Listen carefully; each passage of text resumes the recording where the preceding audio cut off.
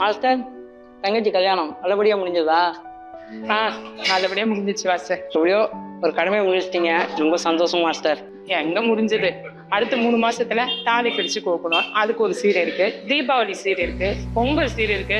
இதோ ஆடி மாசம் வேற வரப்போகுது, வரிசை வச்சு வீட்டுக்கு வேற கூட்டிட்டு வரணும். நீங்க எதுக்கு வரிசை வைக்கணும்? டேய், அப்புறம் குழந்தை பிறந்தா அதுக்கு ஒரு சீர் இருக்கு. குழந்தைக்கு காது குத்தனா அதுக்கு வேற ஏதாவது செய்யணும். அது மட்டும் இல்ல, பொம்பளை பிள்ளை பிறந்ததுன்னு வச்சுக்க, சடங்கு சம்பிரதாயம்னு நிறைய இருக்கு. அது சரி, உனக்குதான் அப்பா அம்மா இல்ல, யாரும் இல்ல, இதெல்லாம் உனக்கு எங்க புரிய போகுது? போய் வேலையை பார்ப்போ. மாஸ்டர், இங்க வாங்க, அந்த பேக்ல சக்கரை இருக்கா பாருங்க. இந்த வர ஒண்ணு.